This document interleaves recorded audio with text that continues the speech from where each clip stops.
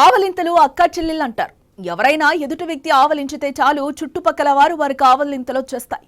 ఒకరిని చూసి మరొకరు ఆవలిస్తూనే ఉంటారు. అయితే ఇది కేవలం ఆవలింతలకే వర్తిస్తుంది. తుమ్మినా తగ్గినా అలా మాత్రం ఎవరు చేయరు. కానీ యానింగ్ మాత్రం అంటువ్యాధిలా ఒకరి నుంచి మరొకరికి అంటుకుంటూ ఉంటుంది. ఇంతకీ ఆవలింతలు ఎందుకు వస్తాయి, కారణం ఏంటి, ఇప్పుడు చూద్దాం. ఎవరైనా ఎదుటివారు ఆవలిస్తే ఇతరులు కూడా ఆవలించడం మొదలు పెడుతున్నారా? అయితే అలా జరగడం వెనుక సైన్స్ కారణాలున్నాయంటున్నారు నిపుణులు. గమ్మత్ ఏంటంటే ఎవరైనా తుమ్మితే అది చూసిన ఇతరులకు తుమ్ము రాదు. అదే ఎవరైనా ఆవలిస్తే మాత్రం వెంటనే అది చూసిన వారికి ఆవలింత వస్తుంది. అవును, ఇతరులు ఆవలించడం చూసి మీరు కూడా ఆవలించడం ప్రారంభిస్తారు. అయితే ఇలా జరగడం మీకు ఒక్కరికి మాత్రమే కాదు, ప్రపంచంలో చాలా మందికి ఇలాగే జరుగుతుంది. సైన్స్ భాషలో ఇలా జరగడాన్ని ఇన్ఫెక్షియస్ ఆవలింత అని పిలుస్తారు. అయితే ఇది ఏదైనా బ్యాక్టీరియా లేదా వైరస్ ఇన్ఫెక్షన్ వల్ల కాదు కనుక పెద్దగా ఆందోళన చెందాల్సిన అవసరం లేదు. ఇలా ఆవలింతకు మెదడుతో సంబంధం ఉంటుందని అంటున్నారు శాస్త్రవేత్తలు. ఇలా ఎందుకు జరుగుతుందో సైన్స్ చెప్పిన రీజన్ ఏమిటో తెలుసుకుందాం. ఆవలింతకు మధ్య ఉన్న లింక్ ఏమిటో తెలుసుకోవడానికి శాస్త్రవేత్తలు చాలా కాలంగా ప్రయత్నిస్తూనే ఉన్నారు. వీరి పరిశోధనలో ఇతరులు ఆవలించడం చూసిన తర్వాత అవతలి వ్యక్తి ఎందుకలా చేయడం ప్రారంభిస్తాడనే విషయం వెల్లడైంది. ఒక వ్యక్తి ఆవలించడం చూసిన తర్వాత అవతలి వారికి కూడా ఎందుకు ఆవలించాలనిపిస్తుంది, దీనికి కారణం చెప్పాడు ఇటలీ శాస్త్రవేత్త.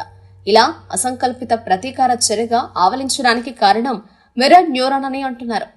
ఈ న్యూరాన్ కనెక్షన్ కొత్తది. దీనివల్ల నేర్చుకోవడం, తాదాత్మ్యం, కాపీ చేయడం వంటి భావాలను నిర్వహించే పనులకు సంబంధించినది. మిర్రర్ న్యూరాన్ ను 1996లో ఇటాలియన్ న్యూరోబయాలజిస్ట్ గియాకోమో రిజోలాటి కనుక్కున్నారు. గియాకోమో అతని బృందం కలిసి కోతి మెదడుపై పరిశోధన చేశారు. కోతి మెదడులోని ఈ న్యూరాన్ కార్యకలాపాలను నమోదు చేశారు. ప్రయోగం సమయంలో ఇతర జంతువుల కార్యాచరణను కూడా కాపీ చేశారు. కోతుల తర్వాత ఈ మిర్రర్ హార్మోన్లు మానవులలో అదేవిధంగా పనిచేస్తాయని మానవులపై చేసిన ప్రయోగంలో నిరూపించబడింది.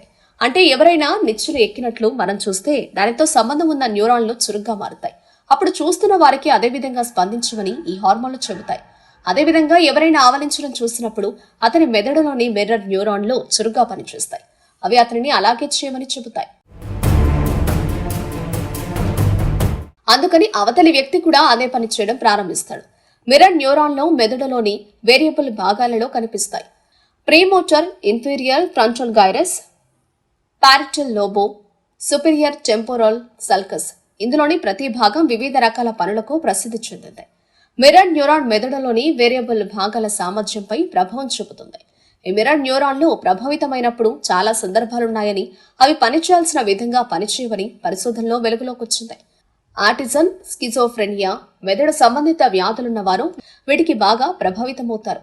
ఉదాహరణకు ఆటిజం ఉన్న రోగుల విషయంలో ఆవలింత ప్రభావం ఇతర వ్యక్తులలో ఉన్నంతగా ఉండదు.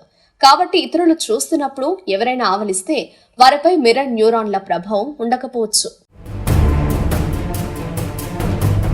మెదడు అద్భుతాల పుట్ట.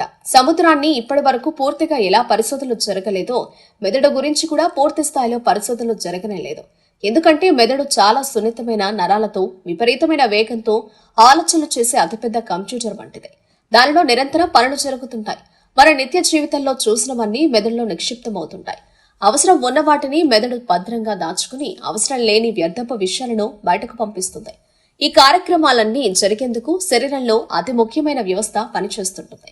మెదడు పనిచేసినంత వరకే మనిషి జీవించి ఉన్నట్టు లెక్క. ఒక్కసారి మెదడు పనిచేయడం నిలిచిపోయిందంటే ఆ మనిషి చనిపోయినట్టు సర్టిఫై చేస్తారు. ఎందుకంటే ఒకసారి నిలిచిపోయిన మెదడు మళ్లీ పనిచేయదు.